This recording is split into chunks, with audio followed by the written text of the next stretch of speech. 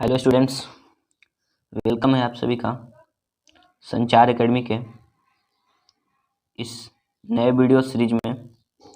दोस्तों, आज के इस वीडियो में हम लोग क्लास 12th का हिस्ट्री का जो सेकंड बुक है उसका चैप्टर नंबर 13 जो है महात्मा गांधी से रिलेटेड है और राष्ट्रीय आंदोलन यानी भारत में जो आंदोलन हुए भारत की आज़ादी के लिए, आज उसको देखने वाले हैं। ये भी जो वीडियो है हमारा सीरीज हर रोज़ एक डोज का ही है। तो आइए वीडियो में आगे बढ़ते हैं। वीडियो में आगे बढ़ने से यदि अभी तक आपने चैनल को सब्सक्राइब नहीं किया है तो वीडियो के नीचे आ रहे रेड कलर के बटन को दबाकर चैनल को सब्सक्राइब कर लें, और चैनल को सब्सक्राइब कर लिया है तो नोटिफिकेशन बेल को थोड़ा सा देख लें। अगर नोटिफिकेशन बेल ऑल नहीं है तो नोटिफिकेशन बेल ऑल कर ले ताकि टाइम टू टाइम आपको अपडेट मिलती रहे। तो आइए बिना समय गंवाए वीडियो में आगे बढ़ते हैं। आज का पहला क्वेश्चन है, महात्मा गांधी दक्षिण अफ्रीका कब गए? तो महात्मा गांधी दक्षिण अफ्रीका कब गए? महात्मा गांधी जो थे दक्षिण अफ्रीका 1893 ईस्वी में गए थे। ये एक वकालत के सिलसिले में गए थे। इन्होंने वहाँ से बहुत कुछ सीखा जिसके बारे में हम आगे डिस्कस करेंगे। आगे चलते हैं। आगे क्वेश्चन नंबर 2 कहता है, जलियांवाला बाग हत्याकांड कब हुआ? तो जो जलियांवाला बाग हत्याकांड हुआ था वो 1919 ईस्वी में हुआ था, ना ही 1907 ईस्वी में, ना ही 1920 ईस्वी में और ना ही 1929 ईस्वी में। ये जो हुआ था 1919 ईस्वी में हुआ था। डेट थी 13 अप्रैल 1919 ईस्वी। दोस्तों मैं बता दूं कि ये जो रॉलेट एक्ट अधिनियम था, काला कानून अधिनियम था, जिसके तहत कोई भी भारतीय लोगों को शक के आधार पर गिरफ्तार करके जेल में डाल दिया करते थे अंग्रेज लोग, उसी के खिलाफ में। और जो हमारे दो वीर क्रांतिकारी थे सैफुद्दीन किचली, उन्हीं की छुटकारा के लिए पंजाब के अमृतसर में स्थित जलियांवाला बाग में एक मीटिंग चल रही थी, जिसमें जनरल ओडायर ने भारतीयों को चारों तरफ से घेर करके अंधाधुंध गोलियां चलाई थी। वही जो हत्याकांड हुआ था उसमें बहुत अधिक मात्रा में नरसंहार हुआ था, उसी को जलियांवाला बाग हत्याकांड के नाम से जाना जाता है। आगे चलते हैं। आगे क्वेश्चन नंबर 3 कहता है, डांडी किस राज्य में है? जो डांडी है वो किस राज्य में है? ये भी हमारे भारतीय स्वतंत्रता संग्राम के एक महत्वपूर्ण हिस्सा रहा है। डांडी यात्रा जो महात्मा गांधी जी के द्वारा किया गया था। जो डांडी है वो गुजरात में स्थित है। मैं आपके नॉलेज के लिए बता दूं कि ये जो डांडी यात्रा है इसे नमक सत्याग्रह के भी नाम से जाना जाता है। इसकी शुरुआत महात्मा गांधी जी के द्वारा मुख्य रूप से नमक कानून जो बनाए गए थे अंग्रेजों के द्वारा कि भारतीय नमक नहीं बना सकते हैं, उसी के खिलाफ में हुआ था। इसके लिए गांधी जी ने 12 मार्च 1930 ईस्वी को साबरमती आश्रम से प्रस्थान किया था समुद्र की ओर, और 3 हफ्ते बाद फाइनली समुद्र तक तट पर पहुंच करके उन्होंने नमक बनाई और नमक कानून को उल्लंघन किया। आगे चलते हैं। आगे क्वेश्चन नंबर 4 कहता है, काला कानून किसे कहा जाता है? तो काला कानून रॉलेट एक्ट जो था उसे ही काला कानून के नाम से जाना जाता है, जिसके खिलाफ में जलियांवाला बाग में मीटिंग हो रही थी, उसी को रॉलेट एक्ट काला कानून के नाम से जाना जाता है। 5वां क्वेश्चन है, असहयोग आंदोलन कब हुआ?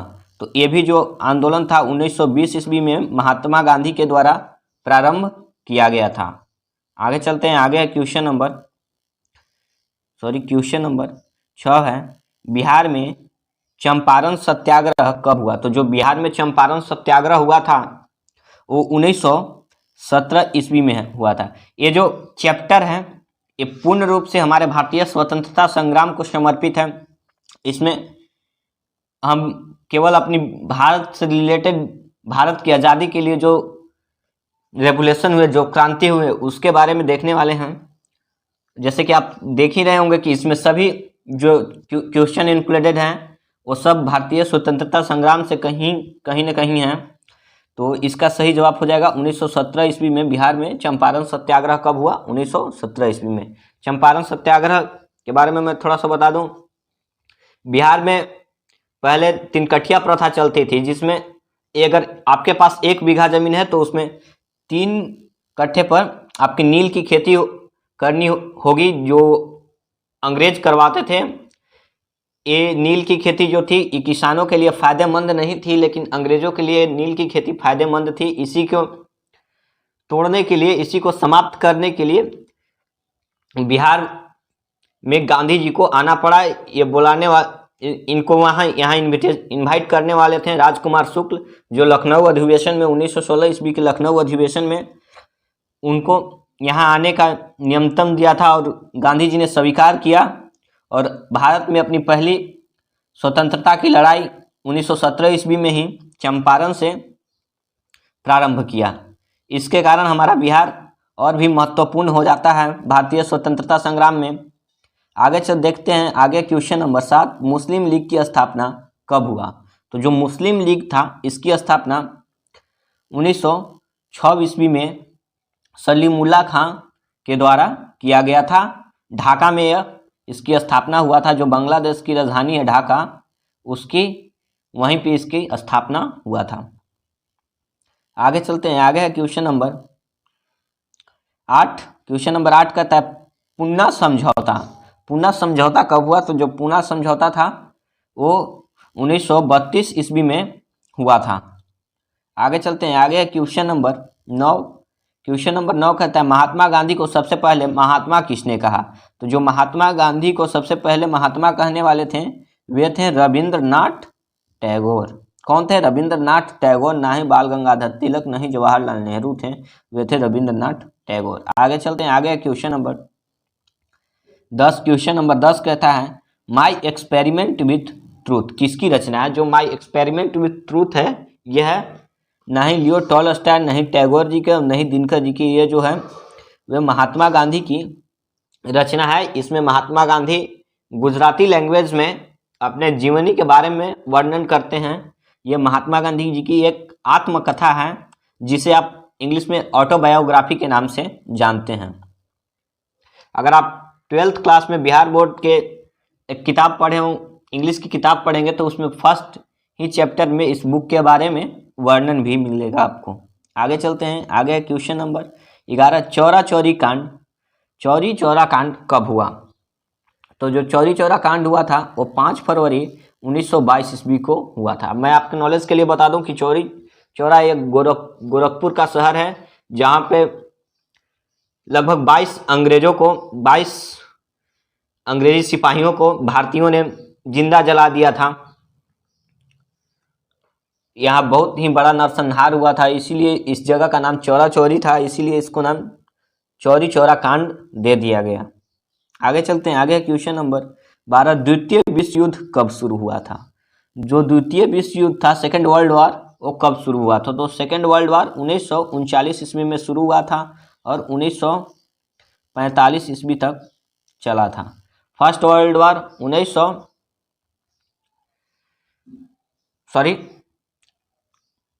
आगे चलते हैं, आगे क्वेश्चन नंबर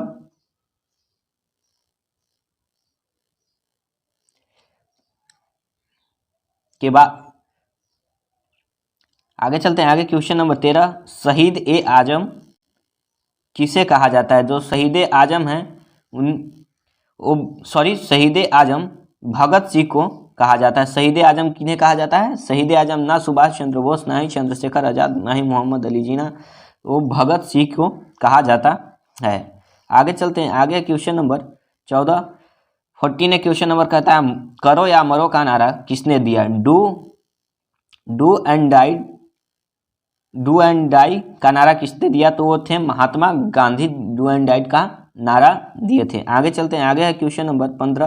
क्वेश्चन नंबर 15 कहता है गांधी जी के राजनीतिक गुरु कौन थे? तो इसका हमने विकल्प नहीं दिया है, इसका आपको खुद से प्रैक्टिस करना है। इसका सही आंसर हो जाएगा, गांधी जी के राजनीतिक गुरु थे गोपाल कृष्ण गोखले थे, जिन्होंने जब गांधी जी 1915 ईस्वी में अफ्रीका से भारत लौटे थे तो इन्होंने ही इनको 1 वर्ष की अवधि लेकर भारत भ्रमण करने के लिए बोला था, जिससे गांधी जी को यह पता करनी थी कि भारत में कौन से तबका कैसा है, कहां से आंदोलन प्रारंभ किया जा सकता है। इसी के बारे में इन्होंने राजनीतिक रूप से इन्हें पारंगत कर दिया था, इसीलिए गोपाल कृष्ण गोखले को महात्मा गांधी को राजनीतिक गुरु कहा जाता है। आगे चलते हैं, आगे बस आज के लिए इतना ही। यदि आप चैनल पर नए हैं तो चैनल को सब्सक्राइब कर लें और वीडियो को लाइक अवश्य करें, ताकि इसी वीडियो आपके लाइक से ही हम लोगों को मोटिवेशन प्राप्त होता है, जिससे हम लोग और अच्छे से अच्छे कंटेंट आपको प्रोवाइड कर सकेंगे।